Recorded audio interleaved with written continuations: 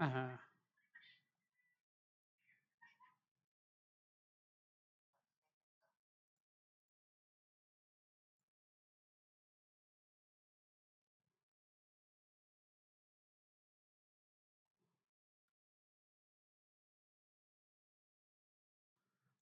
তো এখন আমি এমন কিছু লিখব যেন মোবাইলে ২ টা দেখায়।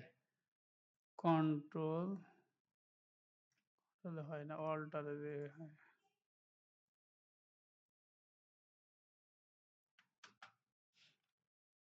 আমি লিখব কল। আপনারা জানেন কল 6 লিখলে মোবাইলেও ১২ নেবে। যত ডিভাইসে, যত ছোট ডিভাইসে হোক। রিলোড দেব। এখন আমরা যাই। দেখছেন আর ছোট হতে চাচ্ছে না। মনে করেন যে আপনার মোবাইল ডিভাইসে ২ টা করে প্রোডাক্ট দেখাবেন, ২ টা করে কার্ড দেখাবেন। এর ভেতরে কার্ডটা দিয়ে দিলে হয়ে যাবে। বুঝতে পেরেছেন? দেখেন ছোট হচ্ছে না আর। এর ছোট ২ টা নেবেই। ও ২ টা থাকবেই। তারপর দেখেন ২ টা তো বল আছে। এ তারপর ৩ টা বলা আছে। তারপরে বলা হয় ২ টা। বুঝা গেছে?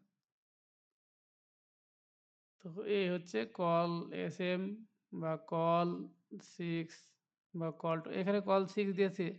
আচ্ছা এখানে কল 4 দিই তাহলে ৩ টা নেবে। যত ছোট ডিভাইসই হোক।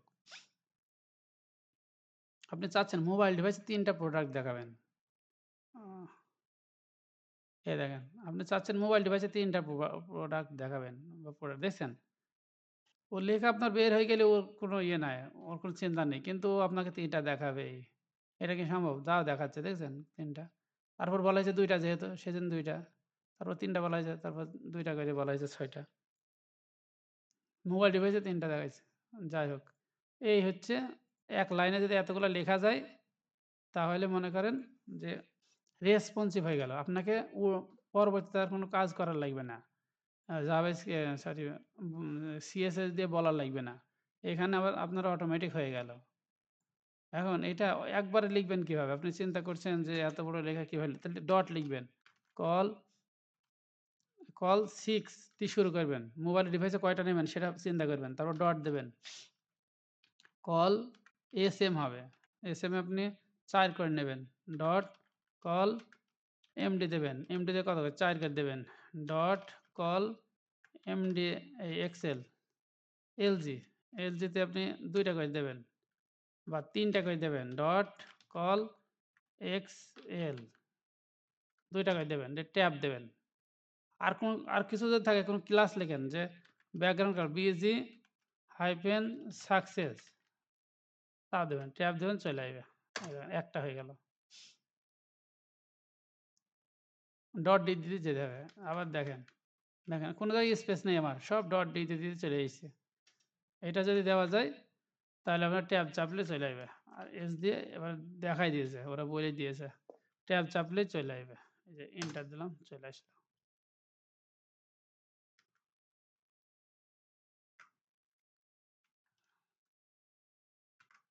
এই হচ্ছে বিষয়। তাহলে আমাদের এটাও শেখা হইলো। ওই আমাদের অপারেটর চেঞ্জ করেছে তো এইজন্য এরকম হয়েছে। তাহলে এটা গেল। এখন তারপরে দেখি আমাদের কি আছে। গ্রিডের বিষয়টা আমি বোঝালাম। গ্রিড।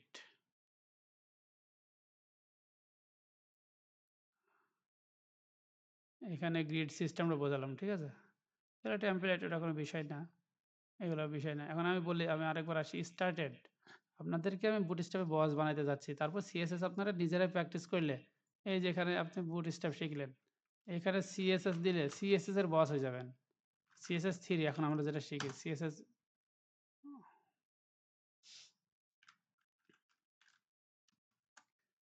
যেমন বুটস্ট্র্যাপ ৫ হয় তখন সিএসএস ৫। এখানে আপনি ইংলিশ নেবেন না, বাংলায় নিয়েন।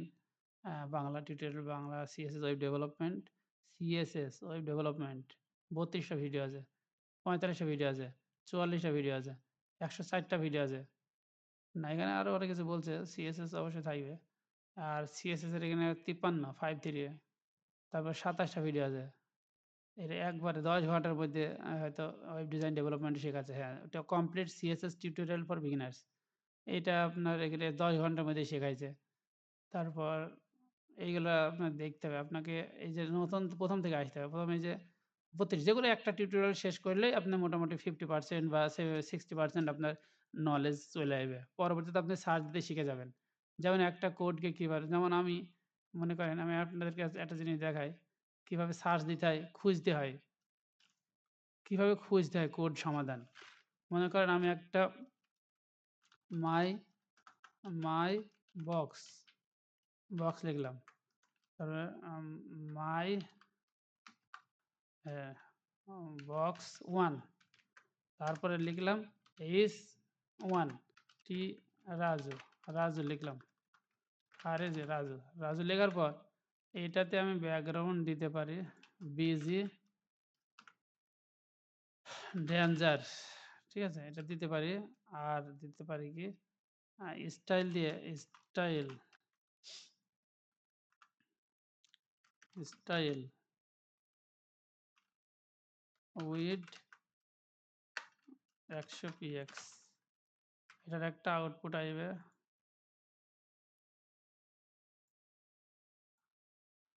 এই যে রাজু লেখা আছে এটা সরাই দিই। এইটা সেন্টারে নিয়ে আসবে কিভাবে? অথবা এটার একটা হাইট দিয়ে দিই স্টাইল হাইট 50 ভিএইচ মানে হাইটে ভার্টিক্যাল হাইট। এটা গেল। এটাকে সেন্টার আনার নিয়মটা এটা যেমন ব্যাকগ্রাউন্ড কালার দিই ক্লাসের মধ্যে দিলেই হবে বিজি সাকসেস। এই যে এটাকে সেন্টার আনার একটা নিয়ম আছে। সেন্টার নিয়ে আসবে কীভাবে? এটা হচ্ছে বড় বিষয়। এটা কীভাবে শিখতে হয়? এখন মনে করেন আমি তো ওইভাবে দেখাই নাই আপনার। তাহলে আপনাদের শিখতে হবে কীভাবে? তাহলে এখানে গেলেন, এখানে যে লিখলেন a content center, align center, text align নয় কনটেন্ট সেন্টার জাস্ট যা লেখার দরকার নেই। এভাবে লেখার পর অ্যালাইন আইটেম পারলি এটা যেহেতু সাজেস্ট দিয়েছে এখানে যেতে হবে। যাওয়ার পর এখানে কোনো ইয়েতে সাজেশন দিয়েছে কিনা এটাতে যেতে হবে। যাওয়ার পর এই কনটেন্টগুলা ফ্লেক্স, র‍্যাপ এগুলা লিখছে। এটা সেন্টার সেন্টার হয়ে গেছে অলরেডি। এই যে উপরে নিচে লেখার আগে এই এতটুকু লেখা কোনো জায়গায় দিলে হয় কিনা দেখতে হবে। এতটুকু লেখা স্টাইল আপনি এর ভিতরে দেবেন। ওখান থেকে শিখে আসতে হবে। আপনি না দেখলে শিখতে পারবেন না। কয়েকটা জিনিস এখানে আছে। এটা দিলাম। আর এটা আমাদের ক্লাসের কন্টেইনার, ক্লাস কন্টেইনার ডট দিলাম। আউটপুট 10 ই দিতে হবে নাহলে অন্য উপায় আছে। এই যে এটা সেন্টারে চলে গেছে। লেখাটা সেন্টারে চলে গেছে কিন্তু ওইটা পারেনি। উইডথ দেয়া নাই তো এইজন্য। ওই যে উইডথ হাইট দেয়া আছে ওদের ভুল। ভুল উইডথ হাইট দেয়া আছে। কিন্তু সেন্টারে তো চলে গেছে। যেটা আপনারা এই এই সেন্টারে চলে গেছে। ঠিক আছে? এই সেন্টারে চলে আসে এইটাতে উম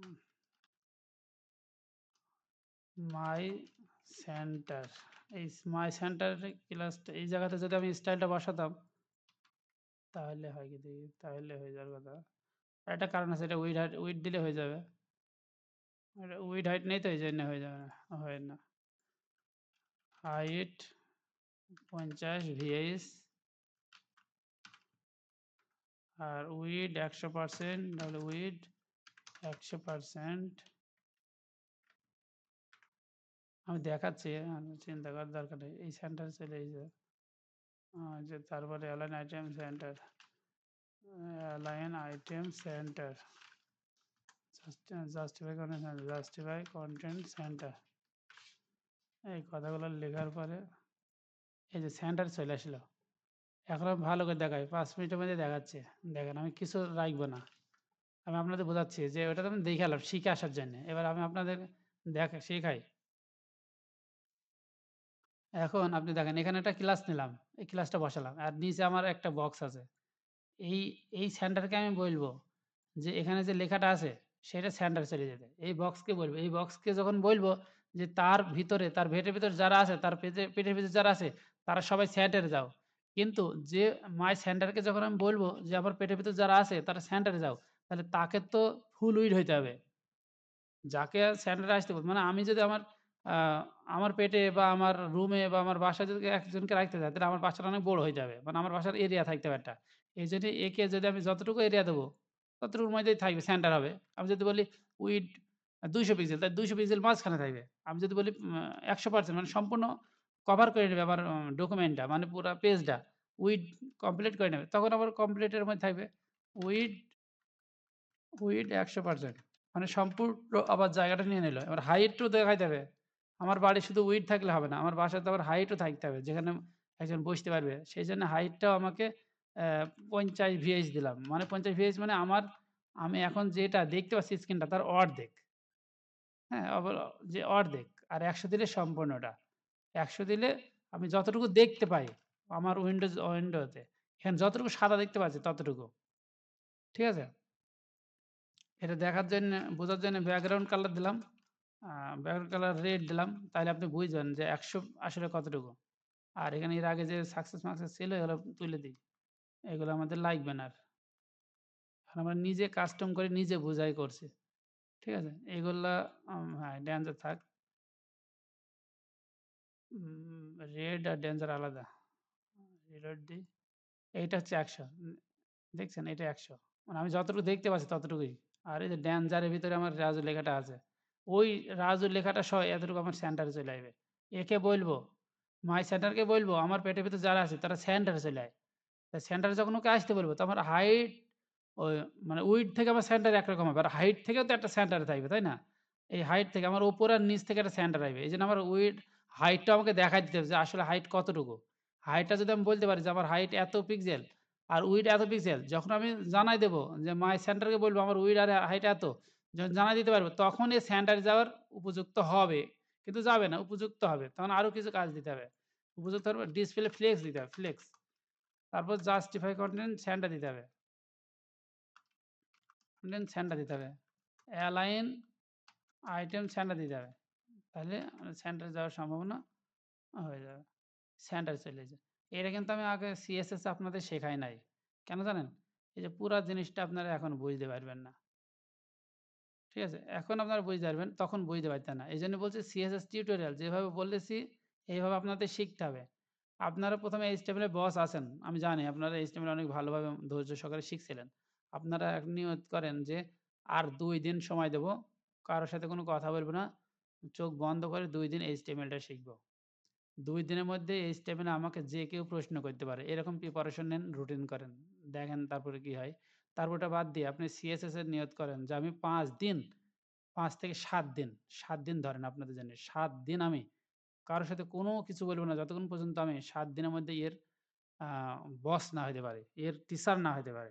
ঠিক আছে? একজন ভালো ট্রেনার না হইতে পারে। ততদিন পর্যন্ত ৭ দিন আমি কারো সাথে কথা বলব না, অযথা গল্প করব না, কারো সাথে কিছু করব না। তাহলে আপনার ২ দিন, ৩ দিন HTML দিলেন আর ৭ দিন CSS দিলেন। তাই ১০ দিন। আর বুটস্ট্র্যাপ ২০ দিন নেন আপনি। কোনো সমস্যা নাই। ১ মাসের মধ্যে এখন বর্তমান সময়ে আপনি যতটুকু শিখে আছেন আল্লাহ চেয়েছে আপনি আমার কাছ থেকে যতটুকু শিখেছেন, এই ১ মাস আপনি চোখ বন্ধ করে রাখেন। ১ মাস আপনি যদি এই এগুলো থেকে আপনি পাড়ায় না যান বা যেকোনো জায়গাতে যদি না যান, যেখানে খুব ইমার্জেন্সি না হয়, আপনি না গেলেও কোনো সমস্যা নেই। কিন্তু আপনার ১ মাস ধৈর্য ধরলে আর ১ মাস বিসর্জন দিলে আপনি এই ওয়েব ডিজাইনের যে একটা ভালো একটা পর্যায়ে যাবেন। আমি যেভাবে শিখেছি বা যেভাবে বলতেছি করেছি বা শিখেছি আমি সেভাবে বলতেছি। আপনি ১ মাসের মধ্যে খুব ভালো একটা মানের ডিজাইনার হইতে পারবেন। কেন বলছি? কারণ এইভাবে সবাই প্র্যাকটিস করে না। ঠিক আছে? আর কয়েকজন ডেভেলপার বলে অনলাইনে, আ ঝংকার মাহবুব বলে এই কথাগুলো। আরো কয়েকজন বলতে পারে।